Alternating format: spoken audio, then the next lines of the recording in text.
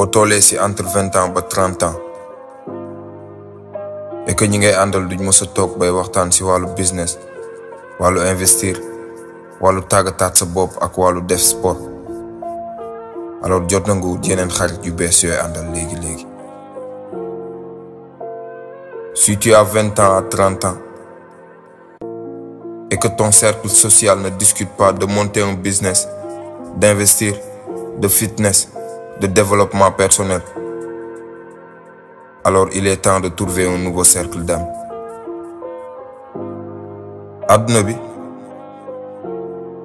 combat la rek ak coup bu mënti encaissé ripostel ba keroog ngay gagné.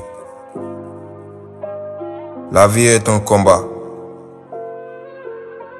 Peu importe les coups que tu vas prendre, riposte jusqu'à ce que tu gagnes. Bokk naa ci nit yu raar yi nga xam ne nii xamuñu nu ñuy abandonner. Je fais partie des rares personnes qui ne savent pas comment abandonner. Utiliser le week-end yi ngay am pour taxawal dund bi nga yàgg a rêvé moo gën nga nekk di daw dund bi nga nekk di dund. Fan ngay jaar ba réaliser say rêves bu dee week-end yëpp da nga bëgg di taxawal ak dem soirée. Utilise tes week-ends pour construire la vie dont tu rêves au lieu d'éviter la vie que tu as actuellement. Tu ne vas pas réaliser tes rêves en traînant et en allant en soirée tous les week-ends. Bul abandonner mukk. ñëpp am ay jours yu metti ñëppay dund ay jours yu metti. jugal defarwaat te nga continuer jëm ci kanam. N'abandonne jamais. Tout le monde a des mauvaises journées. Tout le monde vit des mauvaises journées. Reprends-toi et continue d'avancer. Li ngay ragal a def boobu léegi peut-être mun naa changer sa dund sax. Ce risque que vous avez peur de prendre pourrait changer votre vie. Homie, commencez à jël ses rêves au sérieux te nga bàyyi caaxaan. Homie, commence à prendre tes rêves au sérieux et arrête de traîner. Si benn at lu bari mën na fee changer. Concentrez-vous rek. Beaucoup de choses peuvent changer en un an. Reste concentré. Lépp li nga bëgg ci àdduna mën nga ko am waaye par yenn saa yi day fekk ni lu ëpp ci suñuy objectif du ñëw at yiñ koy xaar day jëlaat 1 an wala 2 ans. Amal patience rek. Vous pouvez obtenir la plupart des choses que vous voulez dans la vie. C'est juste que la plupart des objectifs prendront 1 ou 2 ans de plus que prévu. Soyez patient. Alors homie, abonnez bu fekkee abonné go ci chaîne bi. Aimez vidéo bi parce que like yi lu muy gën a bari YouTube day partager vidéo bi ñeneen gën see jot. Bul fàtte aussi bàyyil ma benn commentaire ci suuf vidéo bi. Bu dee aussi am nga envie aider ñu ci chaîne bi. Publicité yi ñu lay wan booy seetaan vidéo bi au moins seetaan ci benn bul ignorer yëpp parce que vie yooyu moo ëpp solo. Jaa ngeen jëf, je compte sur vous.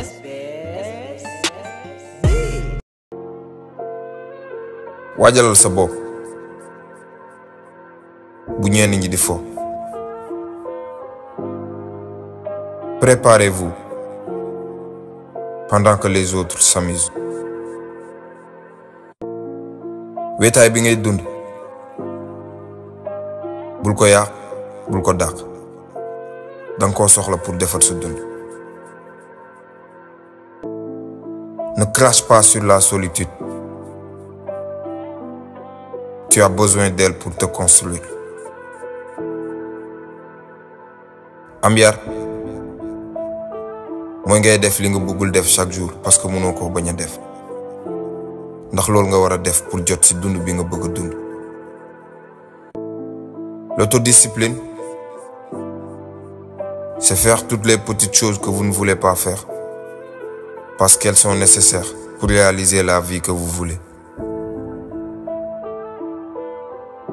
Lu bari mën naa possible sa dund simplement parce que gëm nga sa doole. Beaucoup de choses deviennent possibles simplement parce que vous croyez vraiment en votre propre force. xam nit yi nga war a waxal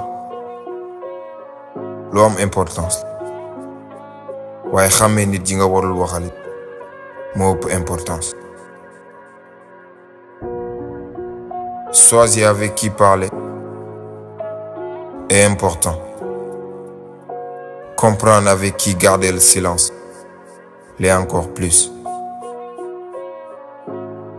Yenn saay distance mooy sa meilleure solution pour nga am jàmm. Parfois, la distance est le seul moyen de trouver la paix. yokkal sa xam-xam ba pare nga soog a yokk sa alal. Augmente d'abord ton savoir pour ensuite augmenter ta recherche. amal fitu dund yow kese foofu la xalaat yu baax yi di juddoo. Oser être seul, c'est là que naissent les idées. dara yombul mais lépp mën a nekk. Rien n'est facile mais tout est possible. jarul ngay jug salal bu dee da nga bëgg a nekk ci àdduna bi di nelaw rek te mënoo yeewu. Ne te lève pas si c'est pour vivre une vie d'endormi. Ça vaut pas la peine de te lever. boo amee 20 ans li nit ñi di xalaat ci yow dalay def problème. boo amee 40 ans lépp lu nit ñi di xalaat dootu la def problème. waaye boo demee ba am 60 ans si ngay soog a xam ni kenn daanul xalaat dara ci yow. Quand tu as 20 ans, tu te soucies de ce que tout le monde pense. Quand tu as 40 ans, tu arrêtes de te soucier de ce que tout le monde pense. Quand tu as 60 ans, tu réalises que personne n'a jamais pensé à toi. lépp loo gis ci suuf lay commencer. gëmal ni noonu la fay doxe te bul abandonné ba keroog nga yegg fi nga jëm. On commence tout par le bas. Faites confiance au processus et n'abandonnez pas jusqu'à ce que vous atteigniez votre destination. benn différence moom c'est entre nit ku riche ak nit ku pauvre. mooy façon bi ñuy utiliser seen temps. La seule différence entre une personne riche et une personne pauvre est la façon dont elles utilisent leur temps. bul arrêter parce que da nga sonn waaye arrêter heure boo pare. N'arrêtez pas quand tu es fatigué. Arrête quand tu as fini. bul bàyyi kenn naan la tuuti nga pour def lii. lii lu gaynde la ba tey. Ne laisse jamais personne te dire que tu es trop petit pour faire quelque chose. Un bébé lion reste un bébé lion. lu tax may venger wu tourne gis leen ci ginnaaw rek doy na mu sëkk. Pourquoi me venger? Les voir derrière me suffit. balaa ngay am alal da nga war a jàng contrôler juróom yi: say xalaat, say erreur, sa temps, say finance ak sa gëm-gëm ci sa bopp. Avant d'être riche, tu dois apprendre à contrôler ces 5 choses-là: tes pensées, tes erreurs, ton temps, tes finances et ton ego. dëgg ji mooy yow sa bopp xamoo luy xew suba. àdduna bee tëradi, amul dara lu fi garanti. La vérité c'est que tu ne sais même pas ce qui va se passer demain. La vie est une folle aventure et rien n'est garanti. Gary nee na da nga war a comprendre sa ADN. waroo koo def rek parce que def naa ko, wala Steve Jobs def na ko, wala Mark Cuban def na ko. Gary a dit: vous devez comprendre votre ADN. Ne fais pas les choses parce que je les fais, ou parce que Steve Jobs ou Mark Cuban l'ont fait. ñenn ñi dinañ la ne nit ku baax la, ñeneen ñi dinañ la wax ne nit ku jara moytu la, mais mën nga leen a gëm ñoom ñëpp, parce que ni may mel si ki may dundal lay dépendre. Certaines personnes te diront que je suis quelqu'un de bien. D'autres te diront que je suis une personne méfiante au cœur froide. Tu peux croire les deux versions. J'agis en fonction. heure boo toogee xalaat ci lu nit ñi am te amoo ko,